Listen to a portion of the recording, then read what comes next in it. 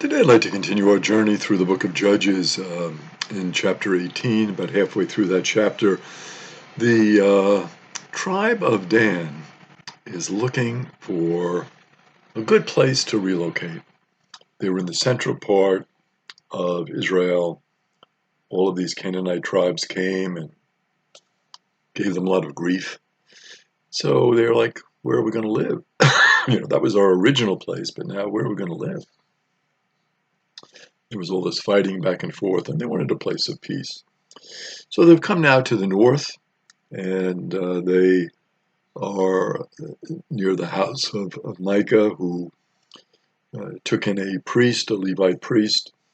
And so 600 men of the Danites come to this house of Micah, and they convince the priest that was living with Micah. Micah had given him a salary, place to live, food, and things were good for him. But they convinced him to come with them. They said, come with us. Don't stay here with Micah. We're the Danites. We need a priest with us. Why don't you come with us? And they said, it's better for you to minister to a tribe, a whole group of people, not just to one man and to his house. So please come with us. So they convinced him, that would make sense. I'll go and I'll be with the tribe. I'll be with the tribe of Dan. I'm still a Levite. I'm part of the priesthood. I can minister to them and bring them closer to God and remind them of the importance of God in their lives. So he came with them, but they also took the ephod that Micah had established and made. They took also the household idols and the carved idol overlaid with silver. So all of these objects, some of which, of course, the household idols and the carved idol, that were really idolatrous. So you ask yourself, well, why would you take them? I mean, you're trying to worship God and you have these idols. It kind of doesn't make sense. So Micah tries to challenge them. He doesn't want to give up all of the things that were part of his household. I mean, he gave his 200 silver shekels for this idol. He had established the household idols. Those were his. The ephod he had made, all of these things belonged to him. Why should they just take him? Well, the reason is they were stronger than him. They overpowered him. They outnumbered him. So obviously he had to give in to them. They then went and they attacked Laish, which is very far in the north. It's at the base of Mount Hermon. And Mount Hermon, of course, the source of the Jordan River, the melting from the mountain. So they were quiet people, the Laish people. And they were just living their lives very simply, worshiping their God, doing what they thought was right and proper, and they weren't making trouble for anyone. But the Danites destroyed their city by fire, and then they rebuilt the city. Instead of calling it Laish, called it Dan. So they completely wiped out the city and started anew, really in an unfair way when you look at it. This was really an act of cruelty because these people weren't bothering anyone. They were just living their lives quietly and peacefully, and the Danites came in, and because they were stronger and more powerful, they overtook them, destroyed their city. So the Danites then set up the carved idol for themselves.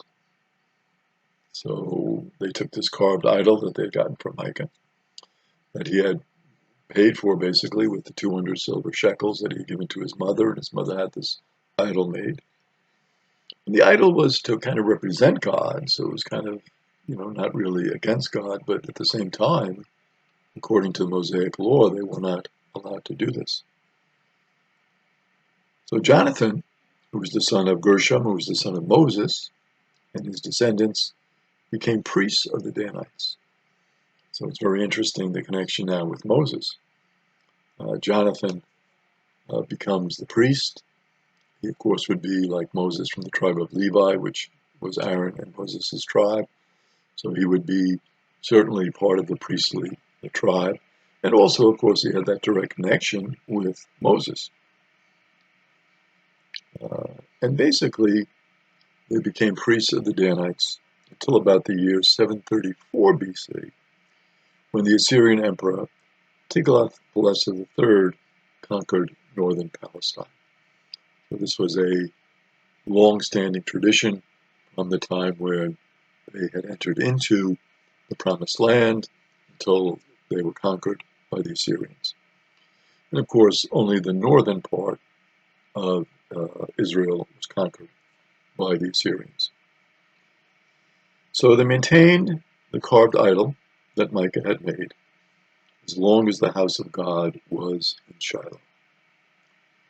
So you can see that there was great continuity here in terms of the people, the Danite tribe. They settled there, they were fine, and they were worshiping their God, but again, using this false idol.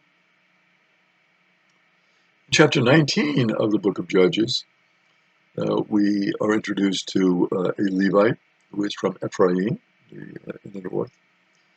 And he had taken a concubine from Bethlehem of Judah. So he went down south, met this woman, and she became his concubine. The concubine, however, was unfaithful. She returned to her father's home in Bethlehem, and she stayed there for 4 months. So this would have been unusual because according to the Hebrew law, a woman cannot initiate divorce proceedings. So what she was doing was extremely unusual according to the law. When she stayed there for 4 months, yes, the Levite was thinking, well, only 4 months, maybe she'll come back, but she did not come back.